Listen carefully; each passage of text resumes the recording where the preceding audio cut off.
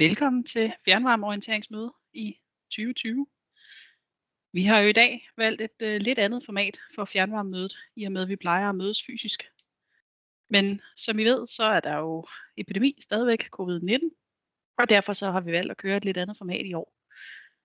I kan sidde hjemme ved jeres skærm og se fjernvarmemødet, og så håber vi, at det kommer til at give en oplevelse af, at I igen i år får præsenteret, hvad der foregår i Nordfors og Nivå Fjernvarme. Rammerne for mødet, det er jo, at ny coronavirusepidemi har været en faktor siden starten af 2020. Og vi efterlever hos Nordfors de gældende anbefalinger i forhold til smittebegrænsning. Det inkluderer en begrænsning i forsamlinger, som stadigvæk er gældende på 50 personer. Og derfor så har vi altså valgt den her digitale løsning i år. Det virker jo på den måde, at du nu har klikket ind på vores præsentation. Du skal huske at slå lyden til, hvis du ikke allerede har gjort det. Dem du kan høre i dag, det er mig, Bjørk Pommermann Olsen, fjernvarmechef, og så er det Jan. Vil du sige hej, Jan? Det vil jeg gerne. Mit navn er Jan Olsen, vicedirektør. Hej med jer. Godt. Vi håber, det virker, og at I får en oplevelse af, hvad der foregår i fjernvarmen, på trods af de her nye omstændigheder. Vi har en dagsorden, som hedder en velkomst, og det er den, vi er i gang med. Så er der nyt fra Nordfors, og det vil Jan tage os igennem. Så er der status for fjernvarmen, hvor jeg vil fortælle lidt om, hvad der foregår, både sådan lidt på overordnede rammer og inde i maskinrummet. Så har vi regnskab og budget, og så eventuelt.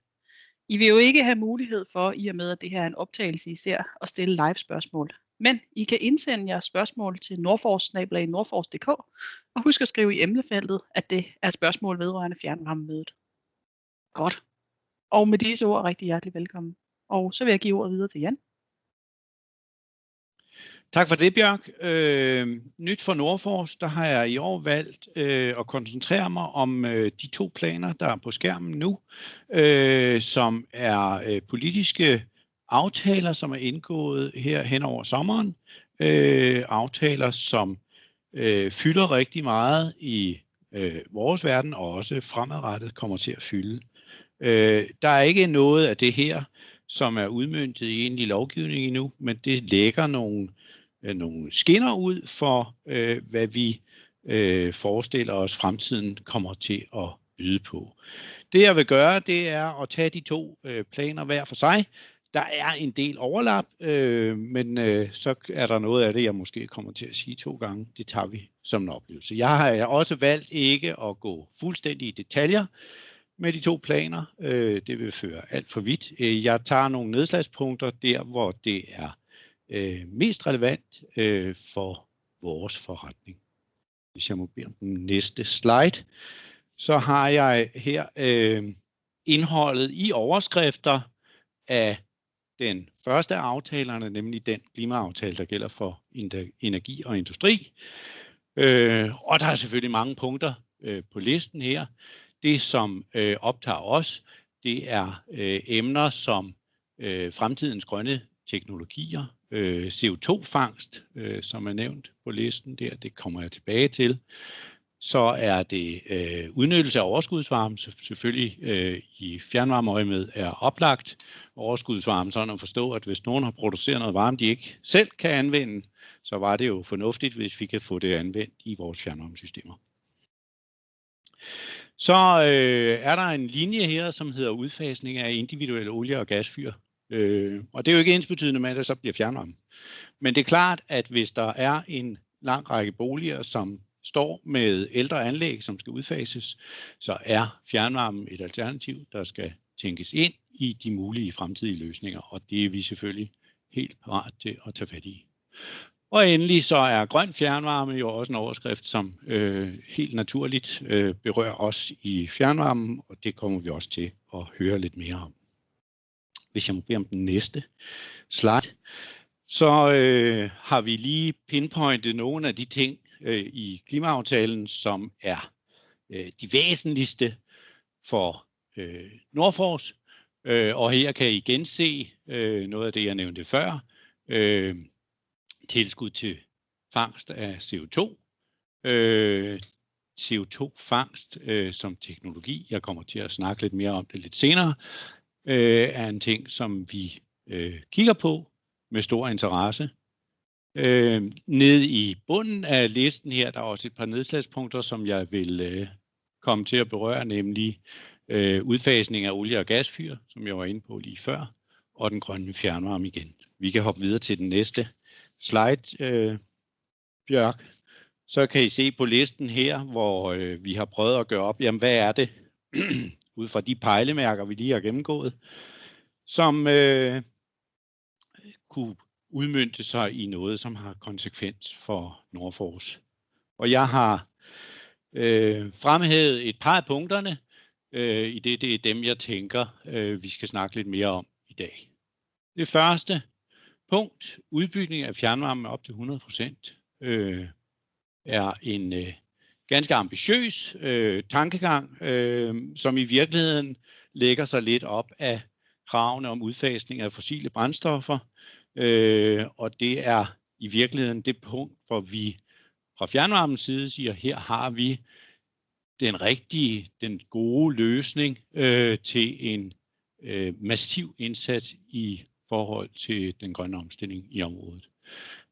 Og den anden pind, som jeg har fremhævet her, CO2-neutral affaldsvarme, jamen det er i virkeligheden at tage hånd om den udfordring, der ligger i, at vi som affaldsforbrændingsanlæg jo løser andet end fjernvarmeopgaver. Vi løser også en miljøopgave for det omkringliggende samfund. Det at vi kommer til at brænde noget affald af, som i et vist omfang ikke er CO2-neutralt. Det kan vi ikke komme udenom. Vi kan selvfølgelig minimere de mængder, som vi de fossilbaserede mængder, som vi behandler, men de kommer aldrig til at forsvinde helt. Så derfor er håndteringen af det punkt, hvordan skaber vi CO2-neutral affaldsvarme, også ganske væsentligt for os. Men tilbage til udbygning af fjernvarmen, hvis du vil skifte slide, Bjørk, så har vi et landkort, og det viser i virkeligheden, hvordan det ser ud i dag. Det her kan I forhåbentlig genkende, det er vores del af Nordsjælland, og når jeg siger vores del, så er det underforstået de 5 ejerkommuner: Helsingør oppe i nord, så er det Fredensborg, så nogenlunde i midten, derunder kommer Hørsholm, og længst nede Rudersdal, og inde i landet, den venstre knast på figuren her, Allerød Kommune. Alle de gule områder, det er naturgas, og hvis I husker fra før, så er det jo en af pindene i de politiske ambitioner, at vi får udfaset olie og naturgas. Det vil sige, at de ejendomme, der ligger i alle de gule områder her, må vi forvente på et eller andet tidspunkt skal omstilles til en anden opvarmningsform, end den de har i dag. De lille områder, som også er vist, noget mindre, kan vi roligt sige, jamen det er de områder, der i dag har fjernvarme. Fjernvarmen er jo til forskel fra naturgasopvarmning ikke bundet til en bestemt brændselsform. Fjernvarme har jo den kæmpe fordel, at vi kan lave omstilling af varmeproduktionen ret enkelt.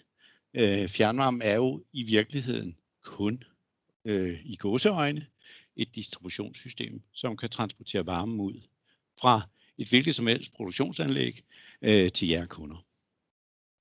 Vi har kigget på, fordi det gule på landkortet her, det er jo selvfølgelig den samlede udfordring, det er det her, der skal omstilles. Hvor meget af det kan man med rimelighed omstille til fjernvarme? Hvis vi lige tager den næste slide, Bjørk, så vil I kunne se det samme landkort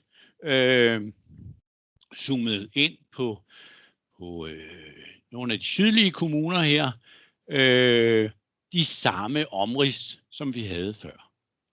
Det, der er sket med de farvelagte felter nu, det er i virkeligheden, at alle de områder, der på den forrige figur var naturgasforsynet, de er så blevet vurderet ud fra en skabelon, som afgør, kan det betale sig selskabsøkonomisk eller brugerøkonomisk for den sags skyld at konvertere disse områder fra det nuværende naturgas til fjernvarme.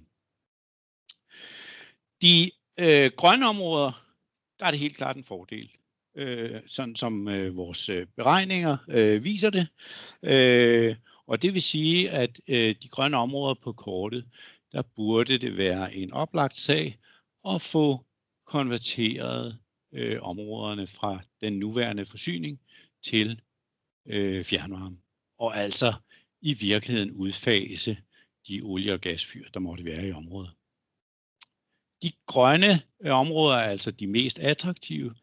Så er der nogle gule områder, og det skal ikke forveksles med dem, der var gas før. De handler i virkeligheden om, at de gule områder er dem, som vi nok skal regne på en ekstra gang, før vi er helt sikre på, at det er en god idé. Men det ser ud som om, med de overordnede beregninger, vi har lavet i første omgang, at det hænger fornuftigt sammen. Det vil sige, at det er områder, som i hvert fald også har vores interesse og skal forfines yderligere. Der kan jo ske mange ting i kølvandet på de her politiske aftaler. Der kan komme nye afgifter, der kan komme tilskudsordninger og alt muligt andet, som rykker lidt ved det her, men billedet er sådan set det, vi ser her. De røde felter skal jeg selvfølgelig også lige have med, de dybrøde felter. Det er de områder, som også i fremtiden ligger for langt væk fra fjernvarmesystemerne, og altså er henvist til individuelle løsninger, og det kunne være individuelle varmepumper eller andet.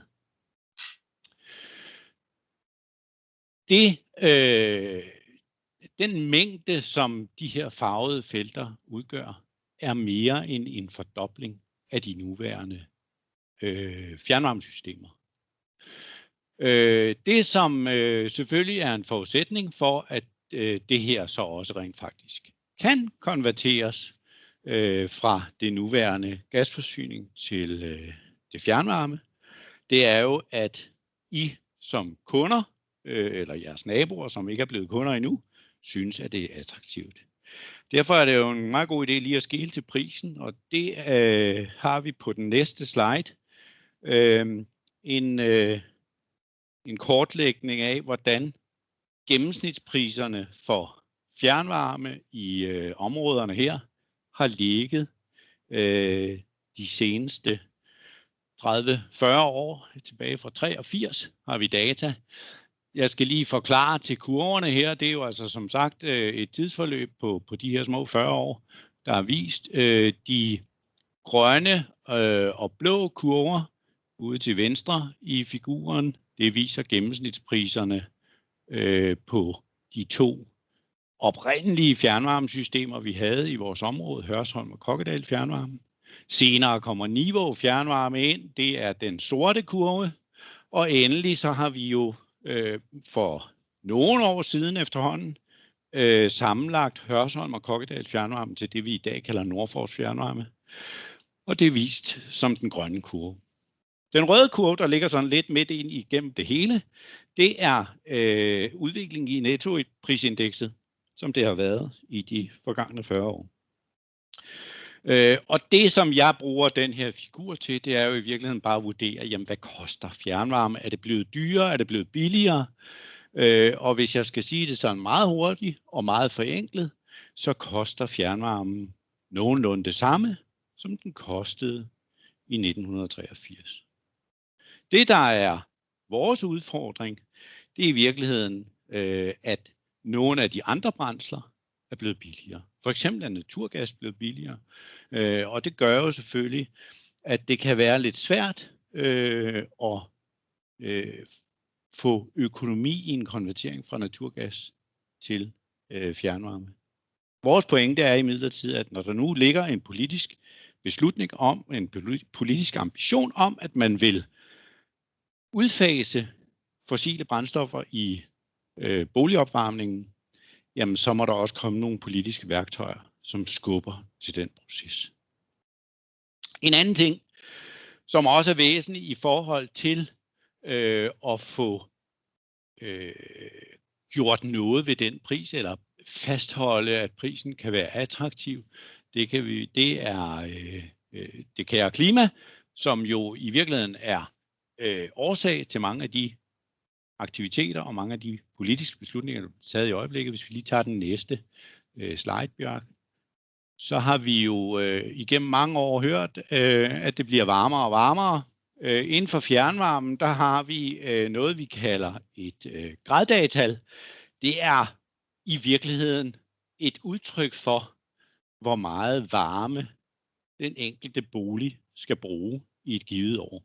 Den her figur, den viser graddagtallene fra år 2000 og frem til i dag. Ikke som absolutte tal, men i virkeligheden, hvordan graddagtallene har udviklet sig i forhold til det, man kunne kalde et normalår. Hvis I ser allernederst nede på sliden, så er normalår lige nævnt der. Det er gennemsnittet fra nogle år, der fra 75 til 85. Og sådan er det bare ikke mere. Det er jo nok også det, alle vil kunne genkende til. Det er blevet varmere, og det er jo selvfølgelig den store klimaudfordring, vi står overfor.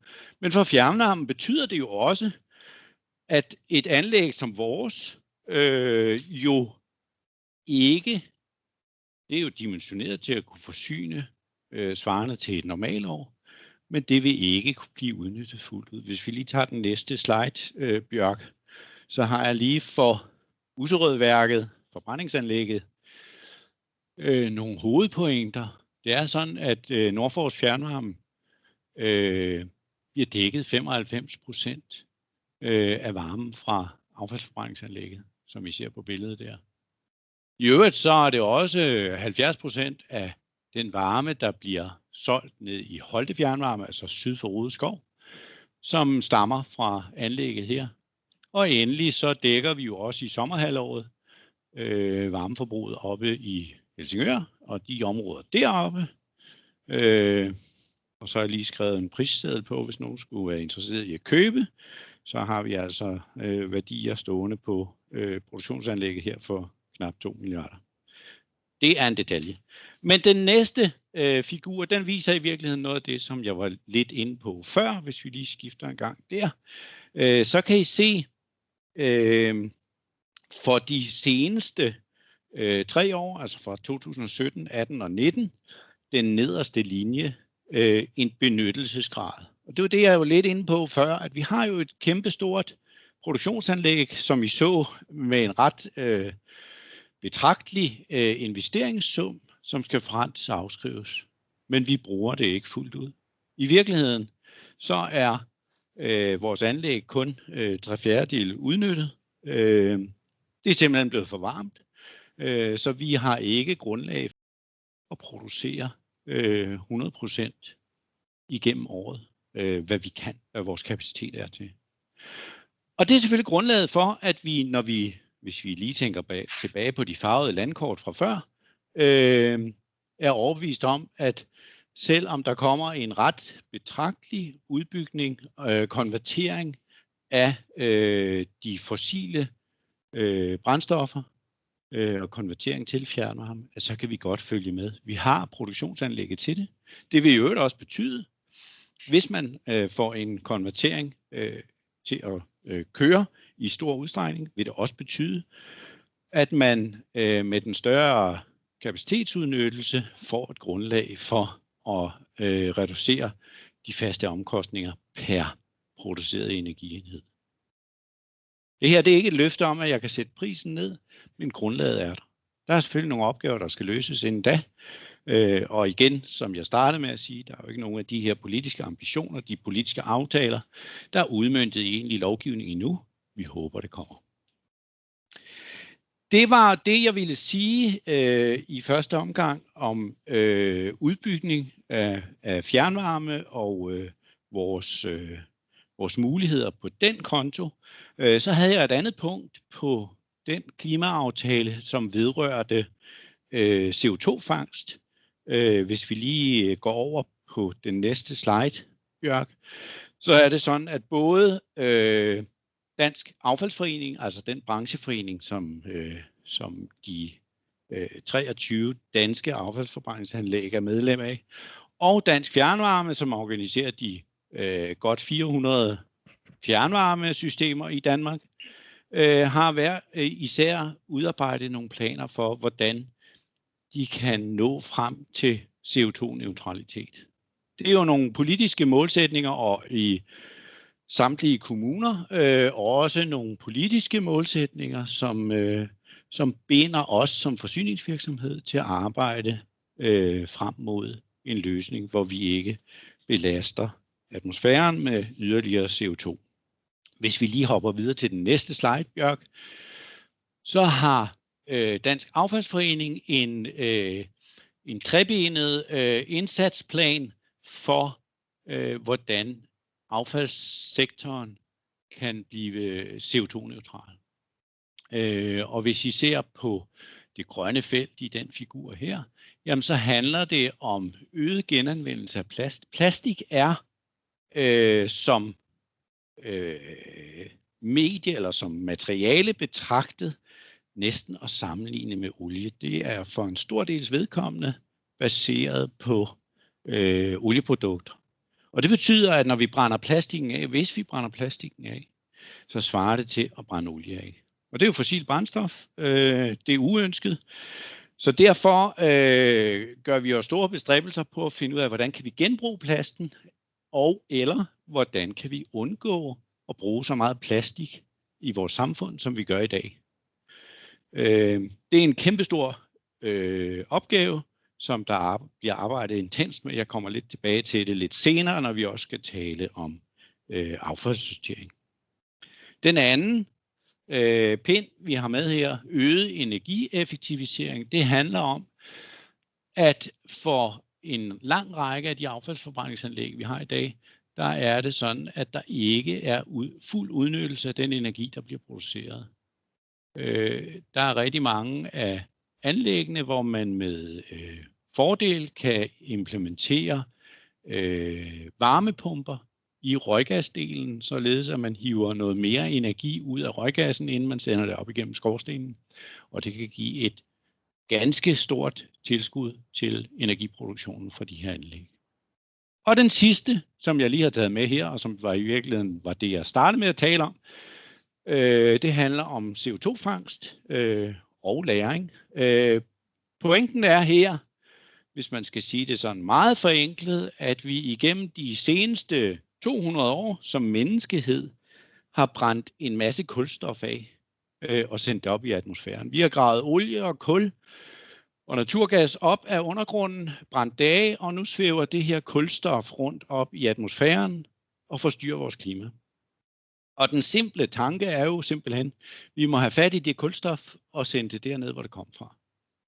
Og til det formål er man jo nødt til at implementere nogle anlægstyper, som kan fange det her kul.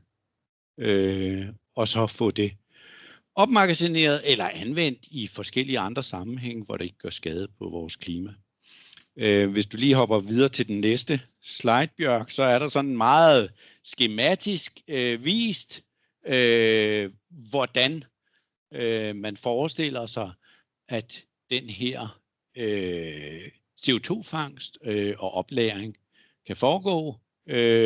Det kunne være forbrændingsanlæg over til venstre.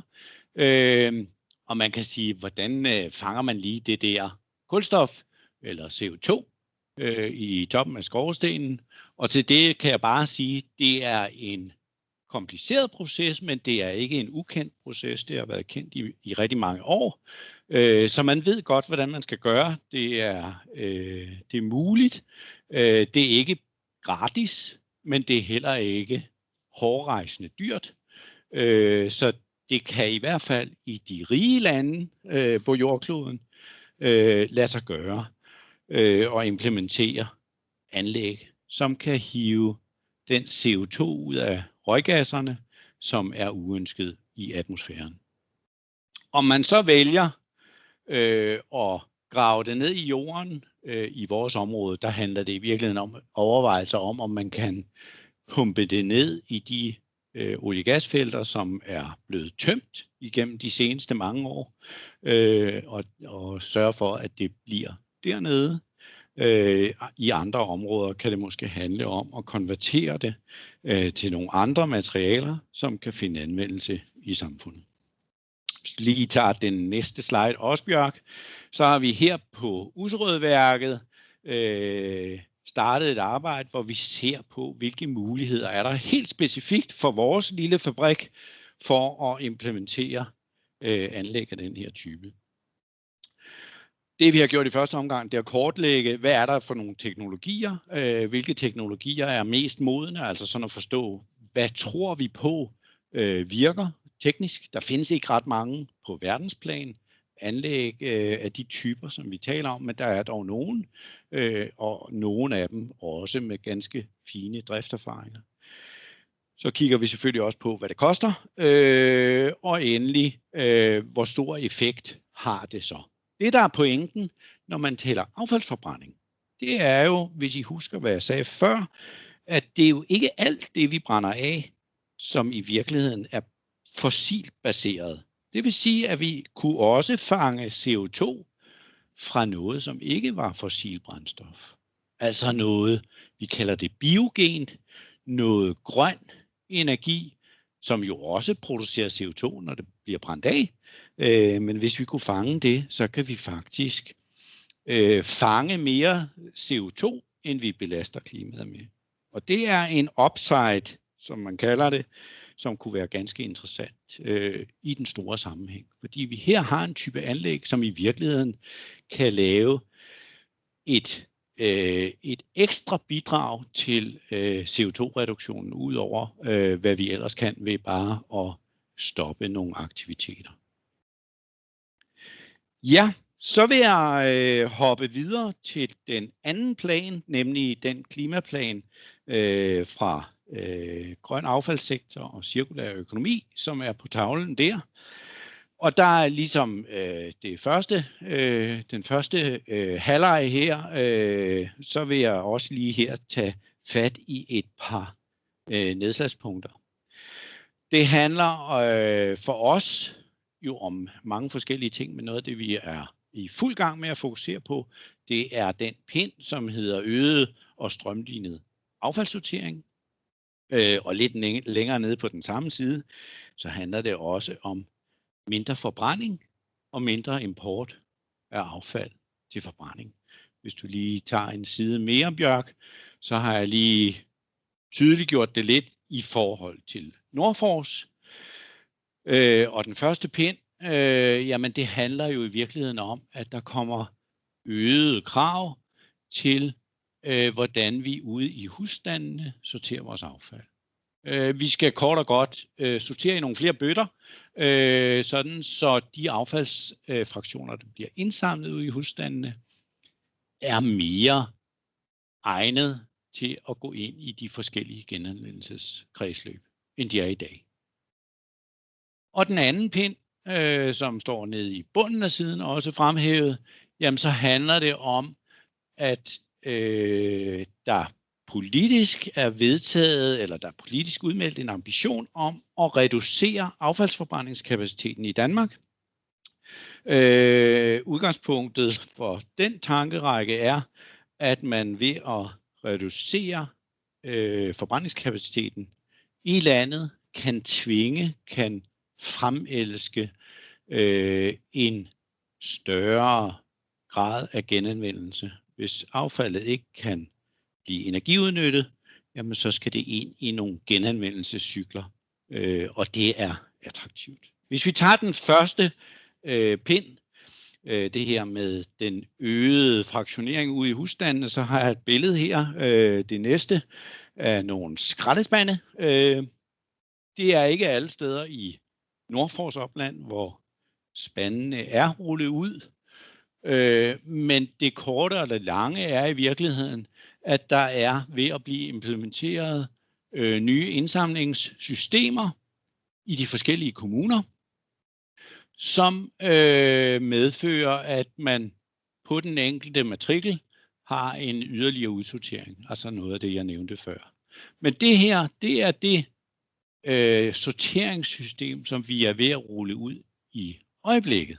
Hvis vi lige tager den næste figur, Bjørk, så er der faktisk i medfør af de nyeste ambitioner forslag om en yderligere udsortering i husstandene, og dermed også et behov for, at vi får lidt flere bøtter at samle ind i.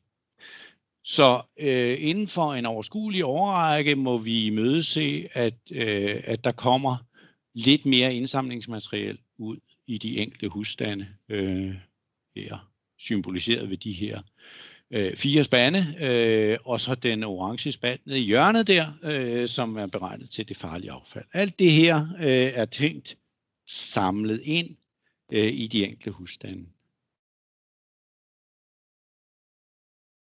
Så vil jeg fra det hoppe over til det, som de fleste i vores branche taler om, nemlig de politiske udmeldinger om, at vi skal reducere affaldsforbrændingskapaciteten.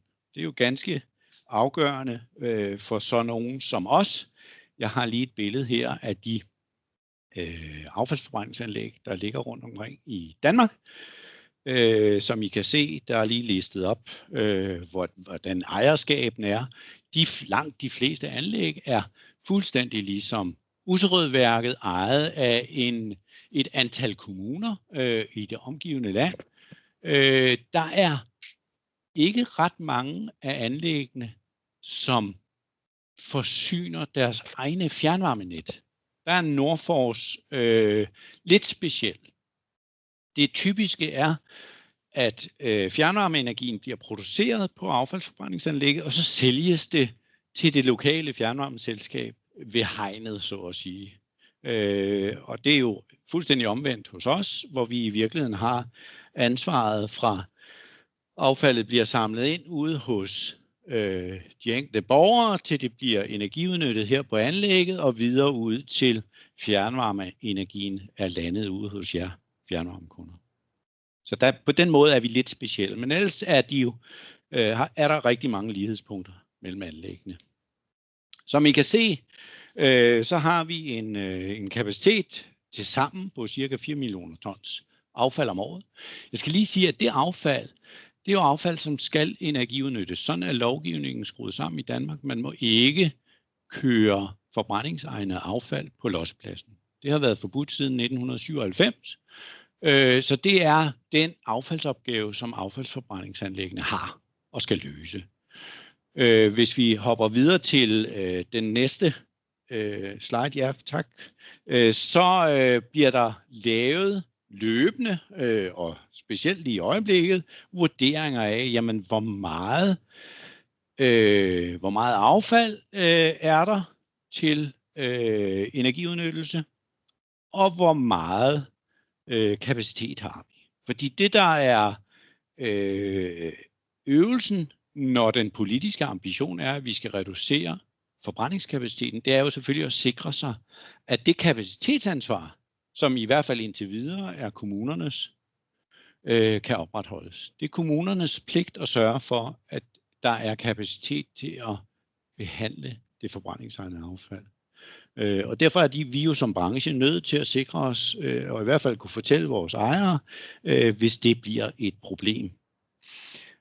Hvis vi ser på affaldsmængderne, hvis vi hopper til den næste, så bliver der lavet prognoser fra centralt hold. Det her, det er Miljøstyrelsen, som har lavet nogle fremskrivninger af husholdningsaffaldet i Danmark fra 1997 og frem til midt i 2030'erne, altså en rumtid ud i fremtiden endnu.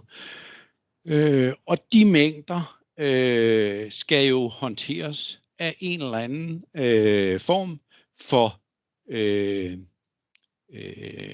håndteringssystem, om det er energiudnyttelse eller noget af det kan genanvendes. Det skal man selvfølgelig lige have et øje på.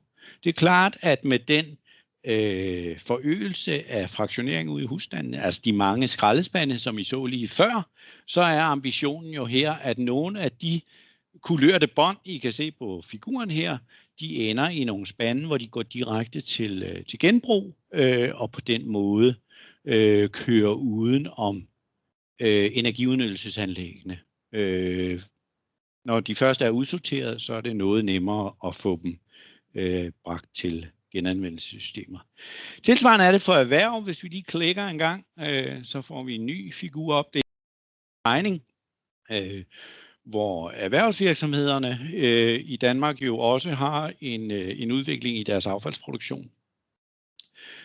I kan se på denne her figur en pukkel der omkring 2008-9 stykker, hvor der er et brat fald i den samlede affaldsmængde. Det er finanskrisen. Det er sådan, at i hele den vestlige verden i hvert fald, der er der en en-til-en sammenhæng mellem velstand i samfundet og affaldsdannelsen. Så jo rigere vi bliver, jo mere affald producerer vi. Og omvendt, hvis vi overnight, som under finanskrisen, bliver lidt fattigere, så falder affaldsmængderne også. Vi plejer altid at sige, at det behøver de sådan set ikke at sidde og regne på ind i Finansministeriet. De kan bare komme ud og kigge i vores silo. Vi ser det som nogle af de første, hvis der er noget galt med samfundsøkonomien. Nå, spøg til side. Det her, det kan man jo lave mange studier af.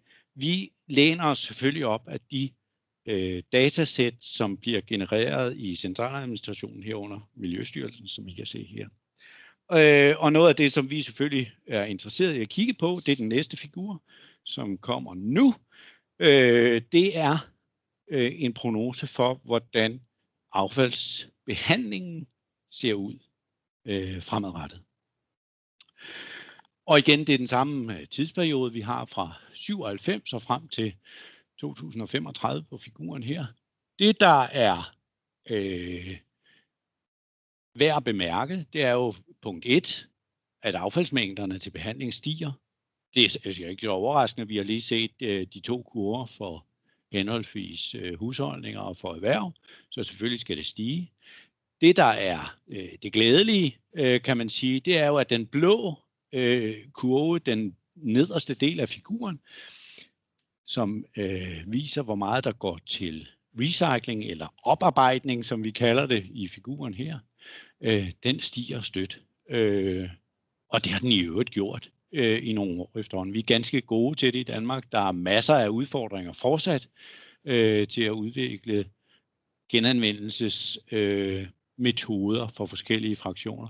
Men vi er faktisk ret gode til det. For så vidt angår vores affaldsforbrændingsanlæg, jamen så kigger vi jo meget på den røde for at se, jamen hvad siger Miljøstyrelsens fremskrivninger om behovet for affaldsforbrændingsanlæg i fremtiden.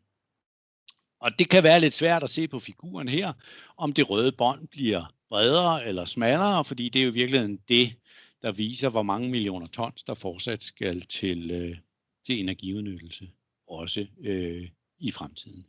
Det har jeg så til gengæld vredet ud i den næste figur, som viser, hvor meget affald der er til energiudnyttelse eller til forbrændingsanlæggene.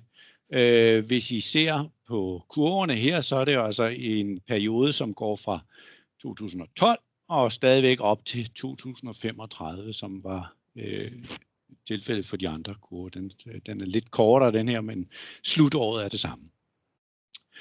Den sorte kurve, den viser i virkeligheden, hvor mange millioner ton, der er faktisk omkring 3,5 millioner ton til energiudnyttelse i Danmark, hvordan udviklingen i de mængder er fra 2012 og ind til 2035. Altså en svag stigning frem til 2035.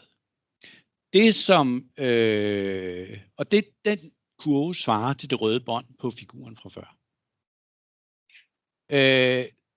Det er en kurve, som er lavet ved hjælp af de regneværktøjer, som de bruger i centraladministrationen, og baseret på den ressourcestrategi, som vi kører med i øjeblikket. Altså hele tiden yderligere udsortering af affaldet. Den lysegrå kurve, som ligger lidt højere, nogenlunde samme forløb, men lidt højere end den sorte kurve, jamen den viser, hvordan affaldsmængderne vil udvikle sig, hvis man ikke bringer nogle af de her nye ambitioner i spil. I dag, altså 2020, der er det faktisk sådan, at vi ligger midt imellem de to kurver, de facto. Så den rigtige kurve, i hvert fald indtil videre, ligger sådan nogenlunde midt imellem de to. Ambitionerne er selvfølgelig at komme ned på den sorte, men indtil videre er man ikke helt i mål med de bestræbelser. Den brune kurve, som i virkeligheden er lige så interessant set fra vores synspunkt, det er en kurve, der viser de affaldsforbrændingsanlæg, der findes i Danmark. Hvad er den samlede kapacitet? Hvor meget affald kan vi håndtere? Og hvis I ser tilbage til 2012, jamen, så var der cirka 1 million ton per år i kapacitetsoverskud. Men den falder også, når vi bevæger os ud i fremtiden, som udtryk for, at nogle af de ældste anlæg bliver taget ud af drift. Det er sådan, at mere end 50% af de danske anlæg, de er over 20 år gamle. Nogle af dem er endnu ældre, så der er nogle, der af helt naturlige årsager vil falde væk. Og den her kurve, den antager, at de anlæg, der findes i dag, de kører indtil de bliver taget ud af drift efter 30 år. Og så vil der være en udvikling i kapaciteten, som den brune kurve antyder. Og uanset om vi har held til at implementere den sorte kurve som udtryk for, hvor store mængder der skal affaldsforbrændes, eller vi ligger et eller andet sted i spændet mellem den grå og den sorte, så vil vi inden for ganske få år være i en situation, hvor den kapacitet, vi har i Danmark, svarer til den opgave, vi skal løse. Det betyder omvendt, at hvis man fortsat har en politisk ambition, måske oven i købet en aftale om at lukke yderligere anlæg end det, vi har brug for at behandle vores affald, så er vi nødt til at eksportere affald til behandling i udlandet. Og der skal jeg så lige som afsluttende bemærkning sige, at Danmark er det land, et af de få lande i Europa, og et af de eneste lande i hele verden, som har styr på affaldsstrømmene. Vi skal ikke ret langt uden for landets grænser, før meget store dele af affaldsmængderne køber losseplads. Og det vil sige, at hvis vi styringen her, så er det at vores affald ender på losseplads. Og det giver så nogle andre miljømæssige udfordringer, som selvfølgelig er uønsket her i Danmark, og i virkeligheden burde være lige så uønsket i resten af Europa.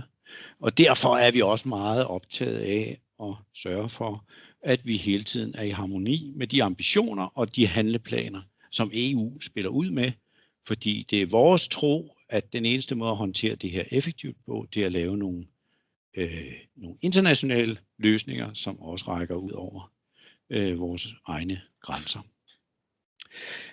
Det var alt, hvad jeg havde med af nedslagspunkter under overskriften Nyt fra Nordfors. Og så tror jeg, Bjørk hun vil vende tilbage til kernen i det her, nemlig status for fjernvarmen. Så foreløbig tak herfra, og så over til Bjørk. Tusind tak, Jan. Ja, omkring det er en spændende koncern, vi arbejder i. Nu vil jeg, som Jan han sagde, zoome ind på fjernvarmen igen. Og det vil jeg gøre med overskrifterne Nordfors fjernvarme i tal.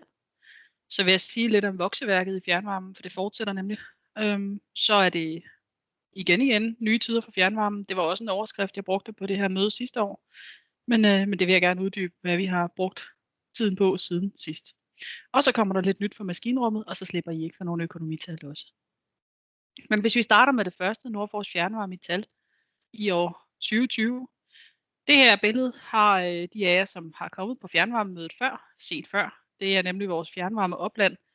Det I kan se, det er, at vi er et stort sammenhængende fjernvarmesystem, som hænger sammen med Lyngby Kraft-Varmeværk ned mod syd, op igennem Rudersdal, Hørsholm ud til Allerød, og videre op langs kysten til Fredensborg. Ikke til Fredensborg by endnu, men når den er blevet farvet, så er det fordi, vi arbejder på at komme derhen også. Og så hele vejen op til Helsingør, hvor det er Helsingør Forsyning, som overtager fjernvarmen deroppe. Nordfors fjernvarme i dag, vi dækker cirka en fjerdedel af kommunernes indbyggere.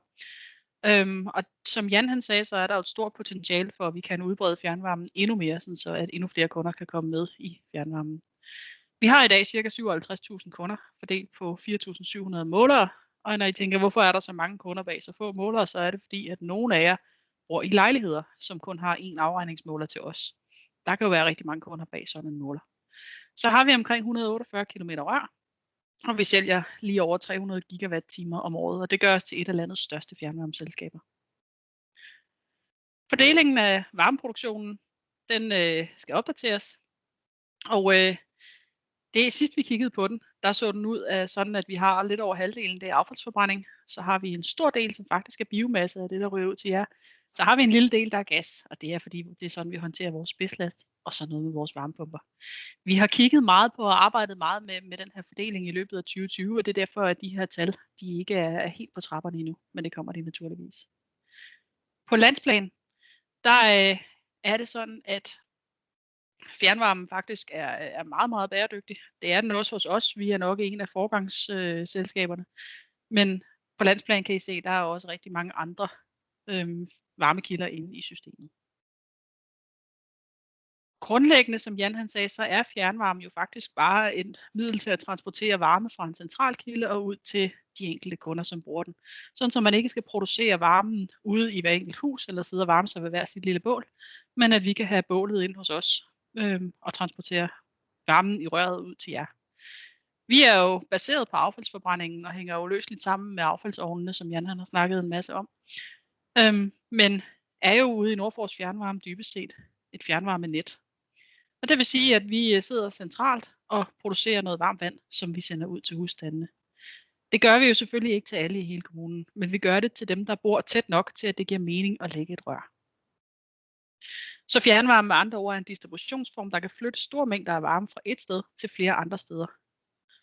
Og hvor meget kan der så innoveres på det, kan man spørge sig selv. Men svaret er selvfølgelig en hel del. Fordi fjernvarmen kan favne grønne teknologier i stor skala. Så jer, der har fjernvarme, I kan godt glæde jer over, at I faktisk har en meget fremtidssikret opvarmningsform. For nogle år siden, der omstillede man store dele af fjernvarmen i Danmark til biomasse. Og i 2020 kan man godt spørge sig selv, var det nu smart? Det var det, fordi biomassen dengang var et mål til at komme væk fra kullet. Og jeg tror, vi hurtigt kan blive enige med de fleste om, at afbrænding af kul er nok ikke vejen frem.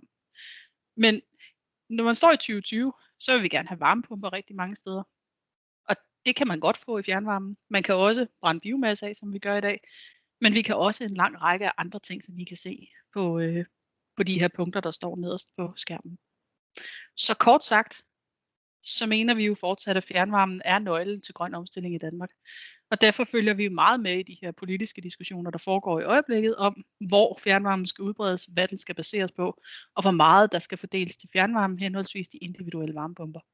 Det er en vigtig balance, og selvfølgelig har de individuelle varmepumper en stor rolle at spille. Men vi mener også, at fjernvarmenettet er en rigtig, rigtig god mulighed for rigtig mange boligområder. Det er vi ikke alene om at mene. Det mener man nemlig også i de kommuner, som ejer os. Og nærmere bestemt, så er Rudersdal Kommune, Hørsholm Kommune, Fredensborg Kommune og Helsingør Kommune gået sammen om et projekt, som vi kalder for Grøn Varme-projektet. Og det handler om, at vi går sammen om at være fælles om fossilfri varmeforsyning i 2035. Så kan man spørge sig selv, hvorfor 35? Hvorfor ikke 30 eller 25, som de har sagt inde i København? Og i den forbindelse synes jeg bare, det er vigtigt at få lavet en fælles ambition om fossilfri varmeforsyning. Så må vi se, om den kommer allerede i 2025, som de siger inde i København, om den kommer i 2030, som vi siger i Dansk Fjernvarme, eller om vi måske lige skal bruge 5 år mere. Det er i hvert fald på vej, og der er ikke længe til 2035 heller. Men det går dybest set ud på, at grønne løsninger skal tilbydes til alle borgere, ikke kun udvalgte områder. Og vores fælles forsyningsselskaber arbejder på tværs af kommunegrænserne, og det skal varmeplanlægningen inde hos kommunerne selvfølgelig også gøre. Og så at vi gør grøn omstilling af varmeproduktionen til en fælles udfordring. Det er vi rigtig glade for. Det er Rudersdal Kommune, der tog initiativ til det her projekt i 2018, og det kører for fuld drøn nu. Sådan lidt kort, så hviler Grøn Varme-projektet på 6 forskellige ben. Vi skal nemlig lave en samlet strategi for omstilling af grøn varme, det har jeg sagt. Så skal vi have det forankret og skabt et godt ejerskab både hos forsyningerne og hos kommunen. Vi skal sikre en fossilfri og effektiv fjernvarme. Vi skal udbrede fjernvarmen. Vi skal omstille områderne uden for fjernvarmen. Og det her er de individuelle varmepumper nok kommer i spil. Og så skal vi først og fremmest være rigtig gode til at samarbejde og have en fælles praksis. Organisationen i det her projekt, det er, at vi har et delt formandskab. Det er en kommune, det er Rudersdal Kommune, og et forsyningsselskab, og det er også her hos Nordfors. Så helt konkret, så sidder jeg som styregruppeformand, eller medstyregruppeformand, og Rudersdal Kommune har den anden formandspost. Så sidder der en styregruppe, og i den der sidder alle kommunerne og forsyningsselskaberne. Og vi har så en dygtig projektleder tilknyttet. Vi har en fælles projektarbejdsgruppe, og så har forsyningsselskaberne også en arbejdsgruppe. Hvorfor 2 arbejdsgrupper? Jo, det er fordi, at vi har en arbejdsfordeling i projektet, som gør, at i styregruppen, der sikrer vi politisk forankring af det her. I projektets arbejdsgruppe, der laver man varmeplanlægning og forvaltning, og i forsyningsselskabernes arbejdsgruppe, der kigger vi sådan lidt mere detaljeret og teknisk på udvikling af fjernvarme og varmeproduktion. Dermed har vi fordelt opgaverne til dem, som vi mener er bedst til at løse dem. Den samlede løsning kommer til at dække hele kommunen, eller alle kommunerne, der er med i projektet, og det bliver en grøn løsning for alle bygninger, udmøntet i en fælles varmeplan. Så kommer der en varmeproduktionsdel, hvor vi kommer til at kigge på grøn omstilling af den eksisterende kapacitet, og det er det, Jan allerede har talt meget om. Og så kommer vi til at snakke om nødvendig ny kapacitet, som selvfølgelig skal være fossilfri. Så kommer der noget udmøntning og forvaltning, som handler om praksis og udgangspunkt, og det skal nok blive til en samlet rigtig god løsning. Jan har allerede været inde på de her kort, så jeg vil ikke sige så meget om dem, men jeg vil godt tage det her kort med, fordi det jo er zoomet lidt mere ud, end det vi så på før. Før der kiggede vi på det her kort, som viser fjernvarmepotentialet i de 5 kommuner, der ejer Nordfors. Men hvis jeg lige går tilbage til det her, så dækker det faktisk hele Nordsjælland. Og det er en analyse, som Cowi lavede tilbage i 2016 for det projekt, som hedder Energi på Tværs, som Nordfors også er med i, som viser et meget stort potentiale for fjernvarmeudbygning. Og når vi så har zoomet ind på de kommuner, der ejer os her, så kan vi kun se det samme billede. Nu har vi så gået endnu mere detaljeret til værks, fordi vi har kunnet fokusere på data for vores egne kommuner.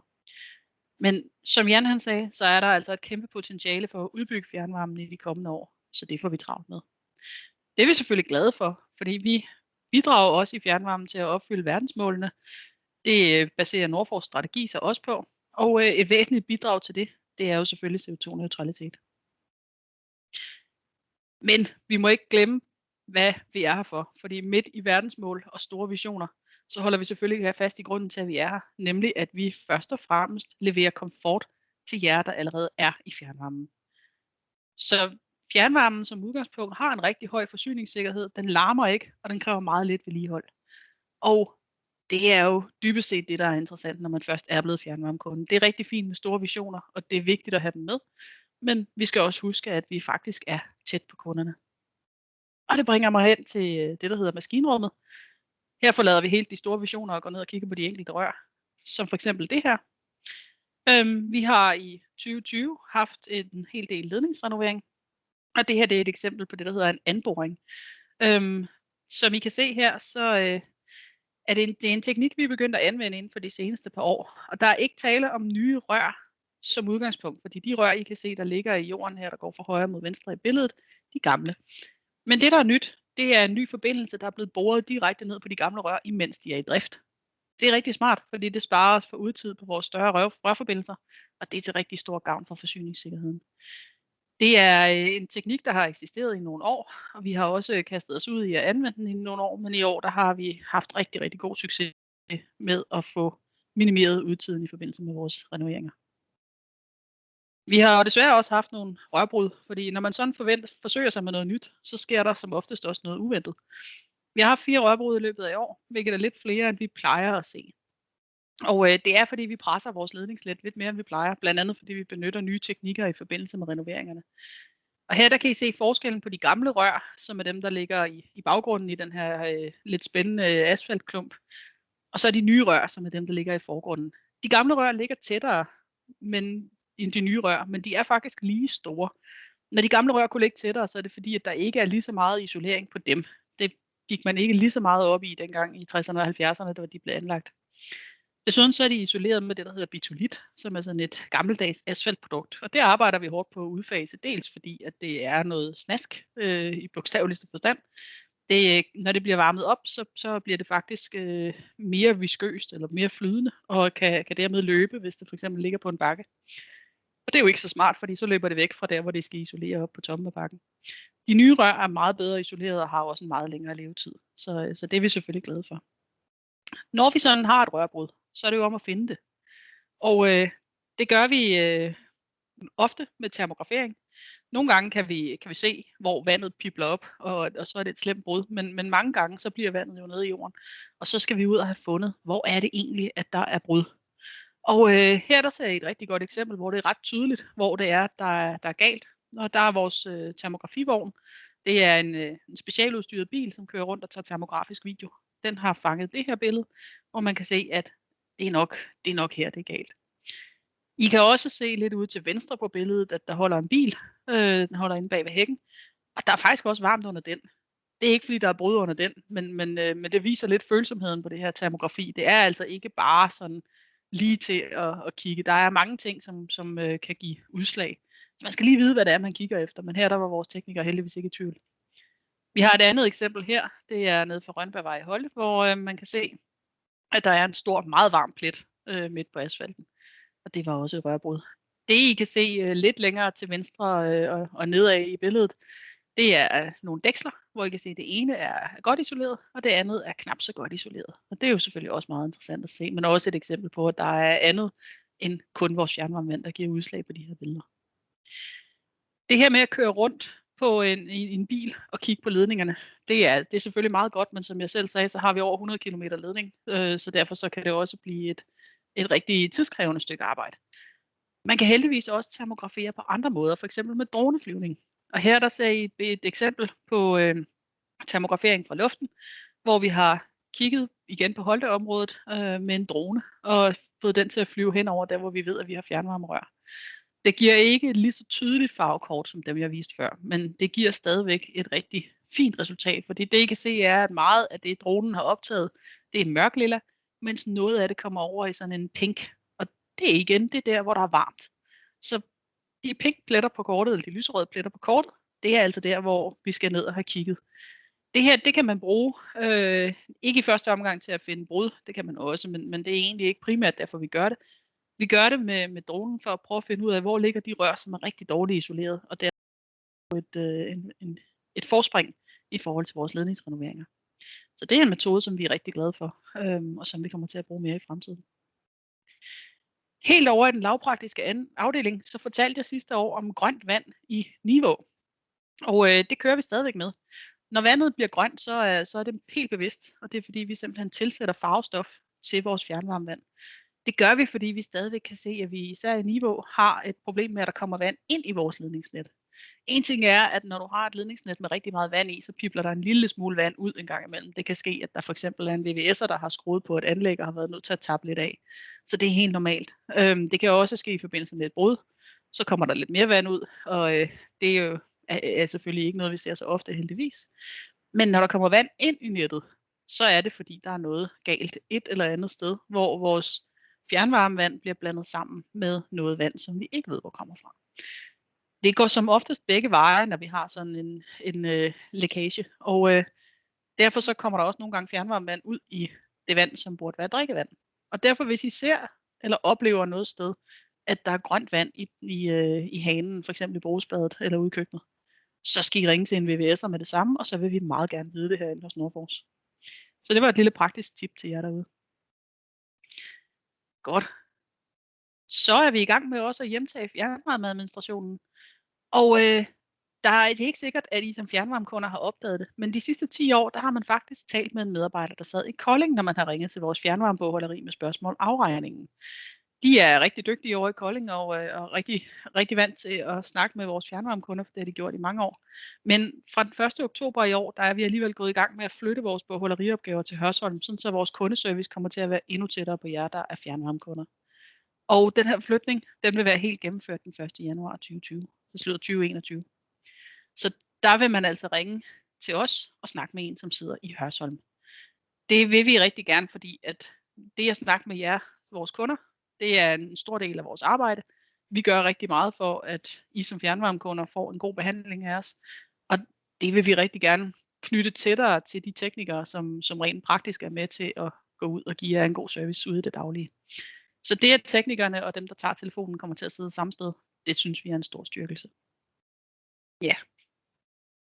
Så vil jeg fortælle lidt om fjernvarmeprojektet, nemlig ny tarif og lavere temperaturer. Nogle af jer har måske set en annonce i vores lokale aviser omkring, at vi per 1. januar 2021 indfører en ny tarif som del af et temperatursænkningsprojekt. Vi kalder det her projekt for projekt Fjernvarme, og det gør vi, fordi at vi mener, at afregningen og fremløbstemperaturen og vores behandling af klimaet alle sammen bliver mere fair.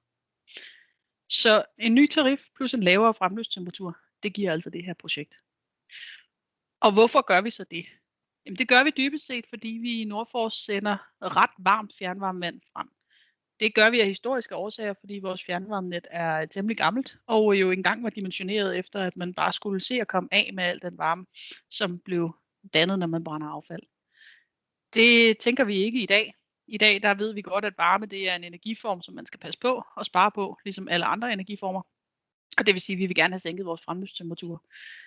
For at gøre det, så vil vi gerne sikre, at det ikke kommer til at være unfair for jer fjernvarmekunder. Særligt jer, der bor lidt længere ude i nettet. Når man er vant til at modtage en vis temperatur, så er man også bedre til at afkøle den. Og i dag, der har vi en såkaldt flow-tarif, som belønner dem, som er gode til at afkøle. Og omvendt ikke er så god for dem, som ikke er gode til at afkøle. Og så tænker I måske, afkøling, hvad er det? Jamen dybest set, hvis vi har et fjernvarmeværk, som ligger her til højre i billedet, og så et hus, der ligger til venstre i billedet, så løber vandet fra fjernvarmeværket ind i huset, varmer det op, og så løber det tilbage til fjernvarmeværket. Når det løber frem til huset, så kalder vi det fremløb, og når det løber retur til værket, så kalder vi det for returløb. Jo længere væk man bor fra produktionsstedet, typisk fra affaldsværket, jo koldere fremløbsvand får man. Og det er alt andet lige sværere at lave en meget stor forskel inde i huset på vand, som er 60 grader varmt, og så køle det ned til for eksempel 30 grader ned, end det er, hvis du får vand ind, som er nogen af 80 grader varmt. Så derfor mener vi, at flow-tariffen, den har været god i mange år, men vi vil gerne i dag sige goddag til en incitamentstarif, som gør det her lidt smartere. Det, som vores nye incitamentstarif den indebærer, det er, at vi i stedet for at måle jer fjernvarmekunder på den afkøling, I præsterer, så måler vi jer på den returtemperatur, som I præsterer til os. Det vil sige, at det bliver sådan set ligegyldigt, hvor varmt vandet var, da det kom ind til jer. Det vi kigger på nu, det er, hvor koldt kan I lave vandet, inden I sender det tilbage til os. Det kommer der den her tarif ud af. Og som I kan se, så ligger der det, der hedder en neutral zone i, og nu vil jeg forklare lidt mere om, hvordan det virker, fordi det her er jo i virkeligheden en XY-graf. Hvis man har en fremløbstemperatur i dag på 80 grader, og leverer vandet tilbage ved f.eks. 42 grader, så vil man komme til at ligge inde i den neutrale zone, og det vil sige, at man ikke vil skulle betale den nye incitamentstarif, der vil man blive fritaget. Hvis man derimod med 80 grader i fremløb laver en returtemperatur på 51 grader, altså noget varmere end de her 42, så vil man skulle betale et tillæg. Fordi at man så ikke hiver alt det energi ud af fjernvarmevandet, som man burde kunne. Og det kommer der altså en tarif på. Til gengæld, hvis man nu for eksempel leverer vandet tilbage helt ned til 32 grader, jamen så får man et fradrag, fordi man faktisk er med til at bidrage til, at fjernvarmen kører rigtig godt rent teknisk. Og så bliver det billigere for en som kunde.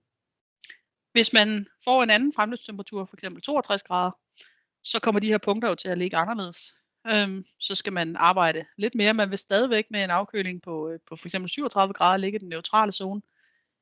Men hvis man afkøler 46 grader, så vil man komme op og skulle betale et tillæg. Og omvendt, så skal man altså helt ned på under 30 grader for at få et fradrag.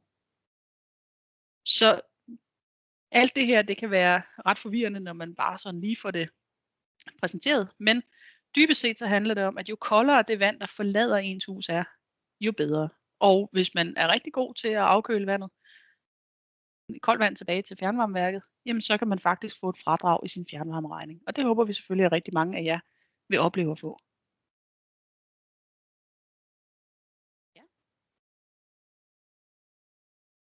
som sagt, så kommer jeg ind på, hvorfor vi sænker temperaturen. Og det er jo fordi, nu kan I se et eksempel på et fjernvarmenet her, hvor vi har et fjernvarmeværk ude til venstre i billedet, og så har vi en masse huse, der er tilsluttet rundt omkring. Når vi sender varmen ud til vores kunder, altså jer, så taber vi en lille smule af den undervejs. Man taber mere varme, jo varmere det er fra udgangspunktet. Så det vil sige, at hvis vi kan sende varme ud ved 100 grader, så har vi et relativt stort varmetab, men hvis vi kan nøjes med at sende varme ud ved 80 grader, så sparer vi en hel del i varmetab. Og det er selvfølgelig rigtig godt for miljøet, og vi sparer også for en masse CO2 på den måde. Yes. Hvis man ikke synes, at det her det var tilstrækkeligt, men man gerne vil have lidt mere information, så kan vi heldigvis sagtens imødekomme det. Vi har lavet en hjemmeside, der hedder fairvarme.dk, og inde på den, der kan man blandt andet gå ind og få de her gode råd, som jeg viser her på skærmen, på hvordan man selv kan sikre, at det vand, der forlader ens hus, det er så koldt som overhovedet muligt. Noget af det handler om ens varmeapparater, for eksempel radiatorerne og termostaten. Noget af det handler om, hvordan man bruger det varme vand. Og noget af det handler lidt lavpraktisk om klimaskærm, altså det vil sige isolerede lofter, ydermure, vinduer osv. Så der er altså noget i forskellige prisklasser. Det koster ikke noget at stille sine termostater rigtigt. Man skal måske bruge lidt tid på at finde ud af, hvordan fremløbstemperaturen for ens brugsvand i huset skal virke, men der er rigtig meget hjælp at hente herinde på siden. Der er også nogle små videoklip, man kan gå ind og kigge på. Og så over til de lidt mere investeringstunge tiltag, men som jo altså oftest godt kan betale sig. Man har ringe ind til os, hvis man har lyst til det. Og vi har teamet op med en energirådgiver, som man kan få lov til at snakke med, hvor man kan få nogle lidt mere konkrete råd til, hvordan ser det ud for mit hus. Energirådgiveren vil have adgang til data fra jeres varmeforbrug og de offentligt tilgængelige data for huset, blandt andet energimærkningen, hvis der er blevet lavet sådan en for jeres hus. Og det vil vi opfordre folk til at benytte sig af, selvfølgelig. Ja. Godt, så snakkede jeg lidt om vokseværk i fjernvarmen, og vi har også snakket, både Jan Olsen og jeg, omkring de her projekter, som vi regner med, der kan komme i støbeskeen. Men for at blive lidt mere konkret, så har vi faktisk også en hel del projekter i gang. Vi har blandt andet 2 store developerprojekter i Nivå og i Birkerød. Vi har nogle etageejendomme, som vi er i gang med at slutte på. Der er 8 stykker af dem fordelt rundt omkring.